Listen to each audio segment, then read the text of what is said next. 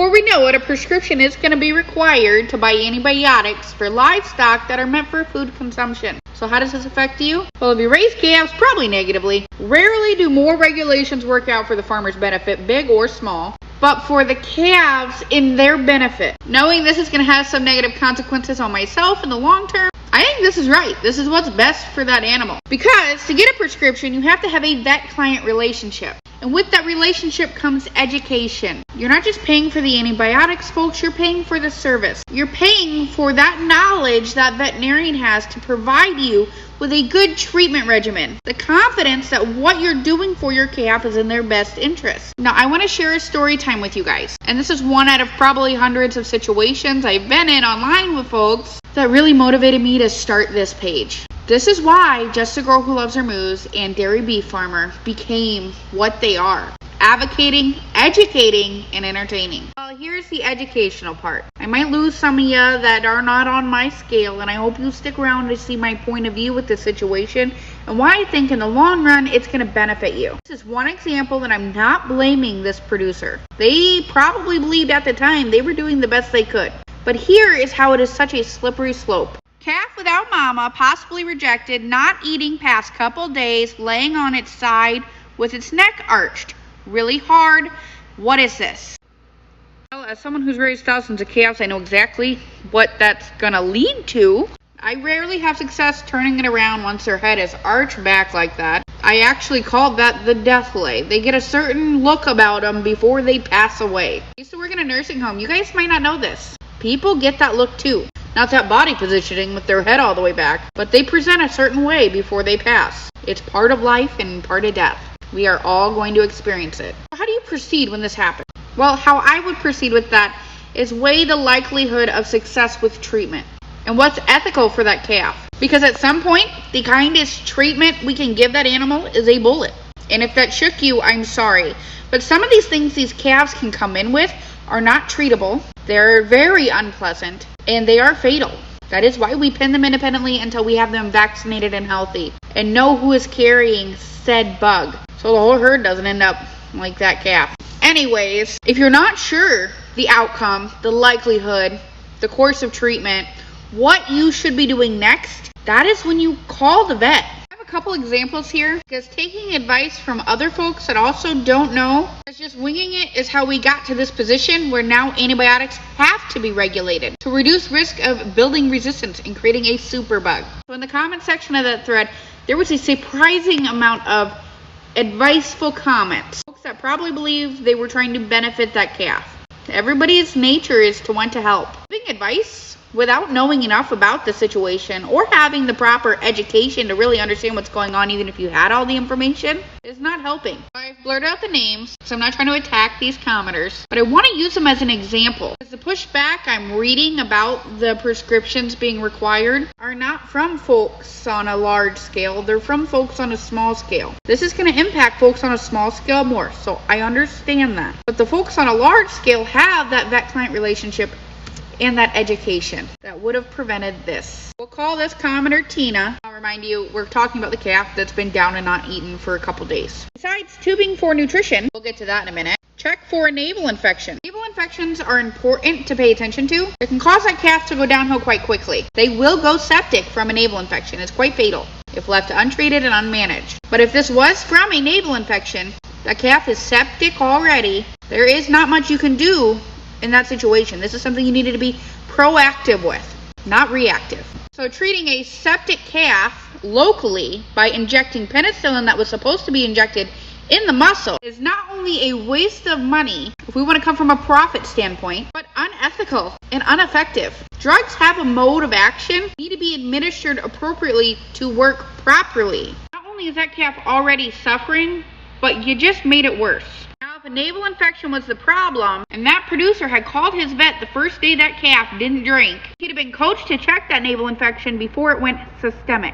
If you guys want to know more about navel infections, I can make another video on it. Let me know in the comments. But I got that appetite for that moo back up and going. He wouldn't be down right now. Of course, that's assuming a navel infection is what was causing that calf to present like this in the first place. Hundreds of responses. Well, here's another one.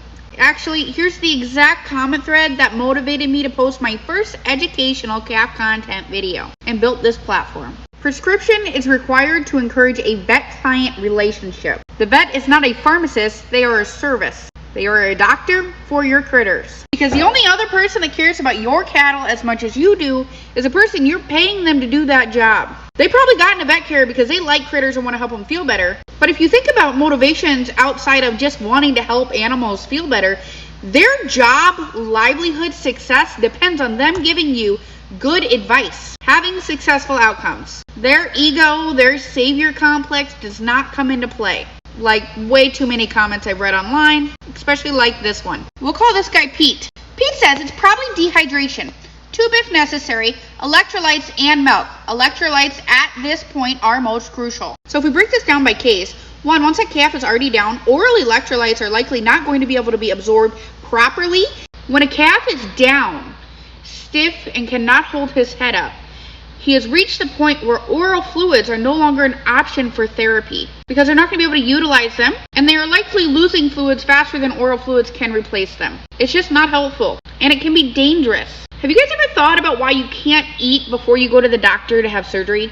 They make you restrict from food for 10 to 24 hours before a major operation? That's because you can throw up, and when you're immobilized, you can actually aspirate that, so you will breathe it in, because you don't have the reflexes to move around to make sure your airway is clear. Well, that's true for this calf too. So I couldn't help myself. We'll call myself right here Lexi, of course. Oh, so awkward. If it can't hold its head up, I wouldn't recommend tubing it. Aspiration is likely and fatal. Fluids subcutaneously or IV him. To be completely honest, subcutaneous fluids are probably not enough to keep up with this calf as well. Once they are down, IV fluids are really your best option if you want a positive outcome. That's based off research and experience, not just my ego, folks. All right, well, Pete comes in, and this is what I mean by some folks just have a need to feel like they're helping. To each their own. I personally is not going to sit by idly and watch a calf die without doing something. Nobody told Pete to sit by idly. Here's a course of treatment that's not going to kill the calf. I've personally tubed calves in the same condition that couldn't do anything other than flop its head over. I'm sure the guy who created this post is reading us going back and forth, sweating, trying to figure out how to help his calf, forgetting you can call your vet or just do the research, and reading Pete speak with such confidence about his success in the past. Now, no producer is going to get online and try to speak with authority and tell you it's only worked one time out of 15. They're just not. That's the reality of the situation. You state that aspiration is likely and fatal. Doing nothing fast with that calf in that condition is fatal guaranteed. Well, this should have been a red flag for you guys, because I definitely didn't recommend doing nothing. But he sure does speak with confidence. Also, if you tube it correctly, the fluids go directly to the stomach. Let the man try and save his calf. This is where that savior complex comes in. I did something great. I left this comment that's really going to help. Get the hell out of here, Lexi. My answer is the best answer. And I'm sure at the time he believed that, because he doesn't have the experience or the knowledge to know the consequences of that course of treatment that your vet would have. This vet-client relationship was meant to reduce use of antibiotics, but there are so many other benefits on the animal welfare side, it's not even funny, and I wish more of us could focus on that aspect, because this happens far too often, and it is unacceptable. Do not tube your calves if they cannot hold their heads up. Because it does go to the stomach, you guys. But they throw it up, just like people do. There's a reason when someone's having a seizure or they're drunk and passed out, you have to turn them over on their side. So when they throw up, they can clear their airway and continue to breathe. And I'm being really hard on Pete right now, but I'm using this as a tool to teach. Because I've seen the comments like this over and over and over about tubing a down calf. And it breaks my fucking heart to the point where I quit reading comments because I know exactly the outcome this is going to create. And now, unfortunately, the original poster who owned the calf does too. Thanks, guys. Unfortunately, she died around 8. I tried. I tubed. I listened for air and heard none. I thought it was in the right spot. Maybe I put the tube in too far. I don't know. I was just trying to get liquid in her. One phone call to have that vet down to farm to teach you hands-on would have created the confidence to know if you were in the lungs or the rumen. You need a license to fish, but you do not need a license to own dogs or cattle. And it infuriates me. I'm so passionate about this, it's not even funny. Anyways, after being warned this is not going to work, I was not the only one warning them, by the way. I wasn't. Too bad, sorry you couldn't save it. It might have just been too late. When they get that head back look and you don't know how to IV a calf, it is too late. It is unethical and inhumane. Try to solve that with oral fluids. At that point, the kindest thing you could do is end that animal's suffering in a pain-free way. Sometimes you just don't know any better. Where that becomes dangerous is where you become content, where you stop looking for answers, where you don't want to learn more, and you're not consulting someone that knows more than you do. The internet is not the answer. They don't know more than you do. They probably know about as much as you do. And this is when you need that vet-client relationship. Because that vet's going to care about your cattle as much as you do, and I can't say the same thing about a random folk commented on a post. And always remember, antibiotics have a specific way they need to be administered? Administered? I can't say that word. Anyways, to be effective, to be metabolized by that body, so there's no residual antibiotic in the tissue. That's why feed has to be given in the ear. That's a very oily medication. It will leave a residue. The ears of cattle are discarded. So specific antibiotics are administered in specific parts of the body that are not going to be left in our meat because every antibiotic has a withdrawal date. That way when we eat meat, we don't eat antibiotics. Making sure that damaged tissue or the tissue with the residue of antibiotics is not ever in our food supply. Having a vet prescribe an antibiotic not only gives you access to it, but gives them the chance to coach you on using it appropriately. So you have safe food for yourself at home, because a lot of these folks raising calves that follow me, if you follow me and I've offended you with this post, I would really like to apologize. But you're likely taking your 1 or 2 steers a year to the butcher. Our processing plants have checks and balances to make sure there's nothing in the meat. Nothing gets missed. I can't say the same for you guys at home processing your own meat. And these are things I just don't think people think enough about. These are 2 comments out of hundreds of thousands of comments. 1 situation out of more situations than I could explain in an hour video about calves, health, and well-being. Things we see in pre-wean calves that you need to be prepared for, that you need to prevent because you can't cure. This really expressed what he was directly looking at. This didn't talk about symptoms of that calf at all. There was no diagnosing going on here to see why that calf was down in the first place. No discussion of past history as far as vaccines, maybe other stressors, to consider providing an appropriate treatment protocol. All things that would have been discussed with your vet. The one comment I keep getting is, of course, the folks that are the problem, large producers like myself, will call their vet and they'll just ship them out the antibiotic. That's true. I have a relationship with my vet. If I call him and we discuss something and we decide this is the course of treatment, he will drop ship me antibiotics. But what you don't know every Sunday is I have a call with my vet. Well, this week it was on a Saturday for about an hour. My calves in my barn are healthy.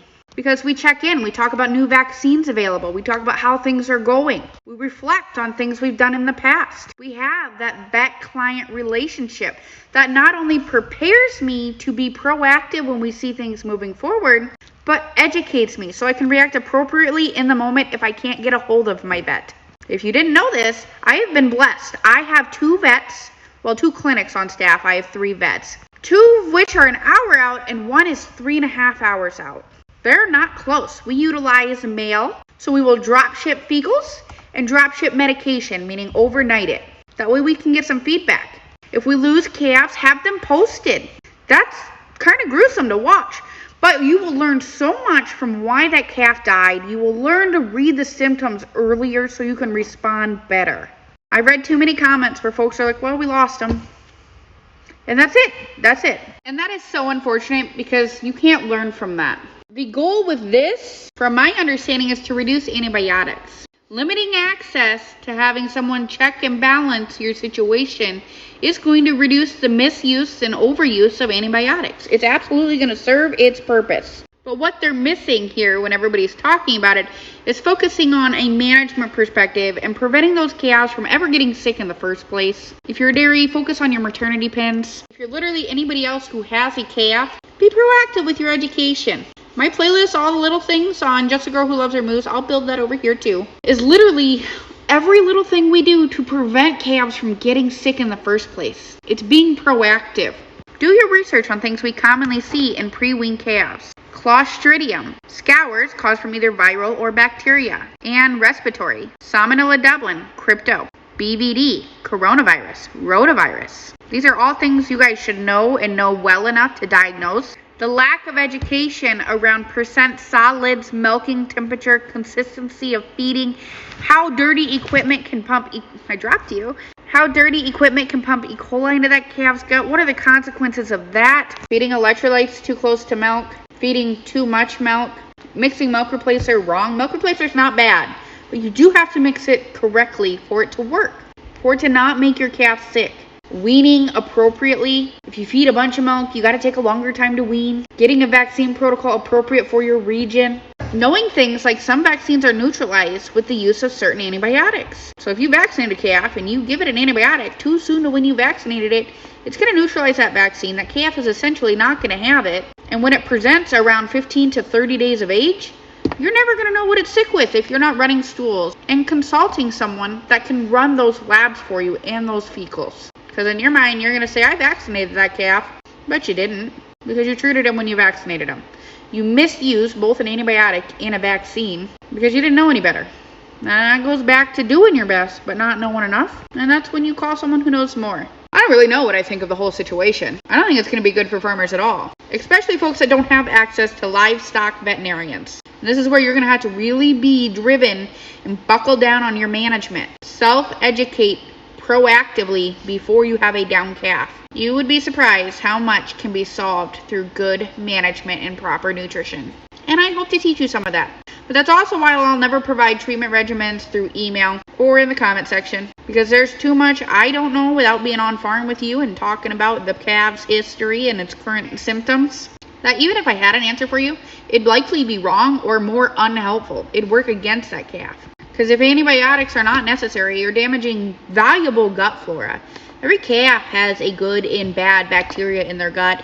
There is a balance we need to keep here. But if your calf has rotavirus and you treat it with an antibiotic because it's scoured and everybody says shoot it with some Baytril, you just damage so much gut flora, because Baytril is a broad spectrum antibiotic. It does not care if it kills good or bad bacteria. It's going to kill the bacteria. That's its job. Raising calves is an art, not a science. Every situation is probably going to require its own unique little protocol. Not every bacteria is susceptible to every antibiotic. That's why we have different ones. So not every antibiotic is going to work to treat that issue. Each antibiotic has their own purpose. So if a calf needs treated, treat the calf. Because if something's fatal, it's our job as a producer, as a calf raiser, to help that calf feel better.